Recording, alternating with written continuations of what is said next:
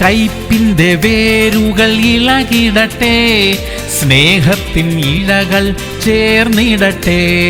പറയുക പറയുക പറയുക നാം, ആശിക്കും അത്ഭുതം പറയുക നാം.